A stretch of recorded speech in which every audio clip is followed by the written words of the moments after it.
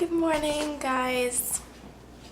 So I asked on Instagram whether people wanted me to talk about listening or bold communication, and I got a little bit more for listening, so I'm going to do that first, but I also decided to include a little bit of notes that I have on bold communication. I'm not an expert on any of this, obviously. Also, these two things I've been trying to implement the most in my life.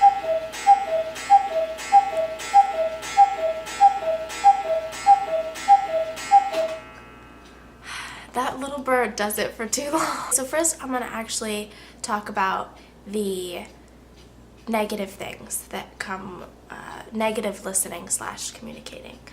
So something that I've noticed the most in my personal life and the most in other people around me is when you're in a conversation about accomplishments or passions or something that you're really attached to, the most common form of listening is deciphering, seeking, and blurting, I wrote down.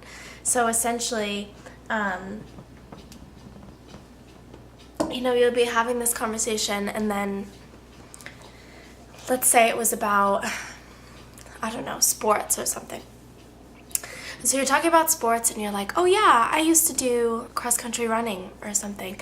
And then somebody else will decipher that and then they'll kind of seek out something that they've done in their personal life that's very similar or the same thing, and then blurt it out.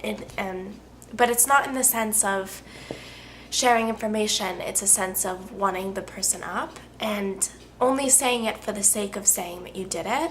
There's also a difference between saying a fact about yourself because it's super relevant and you're also acknowledging the other person's whatever they talked about. If you just say it for the sake of your pride, and you can tell the difference if I'm about to say something in my personal life that I'm only saying it because I want somebody to know that I did that, whether it's a pride thing or whatever, I don't say it. Like, nope, this is this person's time to talk. And that's a way to counteract this negative thing. And something I really wanted to mention, phones, eye contact, and body language. Body language has so much to do with how people interact, if not all body language. Whether it be in relationships or friendships or parents or siblings or whatever. Whatever you're thinking, generally your body language will show it. It needs to stop when people are out with friends and they're all on their phones. And if you're just relaxing, like, of course, like, it's not a big deal, or if you need to check it to see who texted you or whatever. I mean, generally the most important is when somebody is talking about something that clearly means a lot to them. You don't look at your phone. Because there's like a little bit of focus that just isn't there. And I think eye contact is a super important thing as well. And some people just naturally make very good eye contact when they speak with other people. I've always been big on eye contact, although that's just, I like to, see what's happening in there. I think that it's important in a conversation to learn how to acknowledge that the other person is talking. You don't have to, stare at them for the entire conversation without blinking. And that makes relationships thrive if the person feels that you can really listen to them speak, wherever you are. I try my best to personally never, be on Instagram while the person is talking. And of course there's exceptions. Of course, if you're both, need to text somebody, then of course. But if you're in a really intense conversation, I always keep it over silent on the table. acknowledge the person more than the environment. I know a lot of people who get distracted pretty easily by the environment, wherever you're sitting, especially considering, I live in New York City and there's like a million things going on when somebody is talking to you. Don't be like, staring off, over their shoulder. And then the other thing too is to practice empathy. Just really, eye contact helps you listen, I feel. But just really try and understand whether you have to put yourself in their shoes or just really, really listen. And I really can't say anything other than that. Just really listen to the other person. Empathy is, I think, one of the most important things in the world. It allows your relationships to be so much richer than they would be normally. Cut. The next thing. Bold communication. Bold communication. Do you like my shark here? This is mine. And also avocados. I've become so big on this recently. It's very important to me and I would like to share some things about it. So take the zombie apocalypse. I write a lot of stories, and every single story there is something that two characters experience or one character says to another character that I personally would like to say in my own life. I always think sometimes if you're in the zombie apocalypse, society is gone.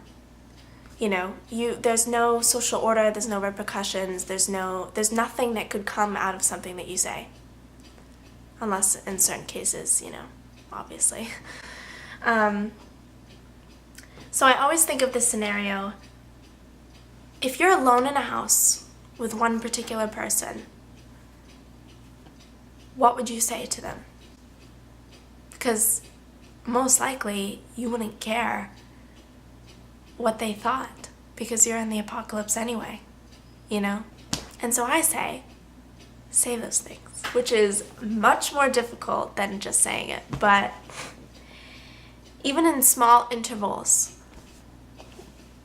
when you feel something coming up and you want to say it to somebody, just say it, even if it's a small fraction of what you were thinking.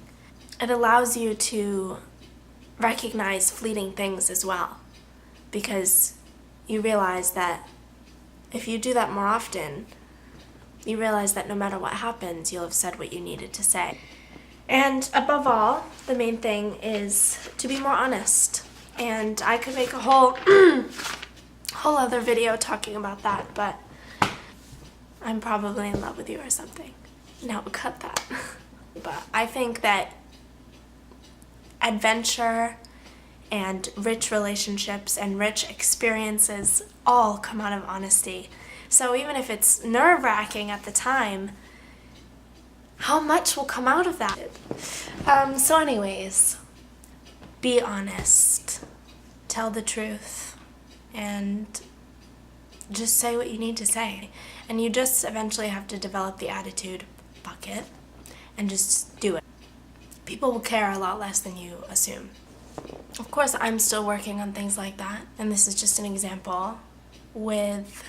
If I'm spending alone time with one of my best friends, this happens consistently, probably every time I hang out with friends. We'll be sitting alone, and I'll just be sitting there and be thinking, I love this person's presence. And I just tell them and just say essentially, I love you so much, and I hope you realize how much you've given to me in my life.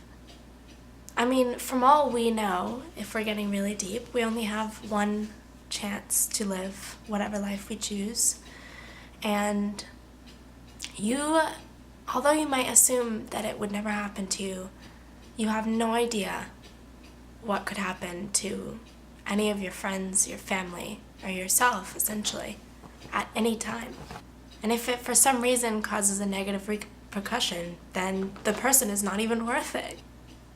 I hope that something came out of this video for you, and I'm gonna go tell everybody how much I care about them. Bye, guys.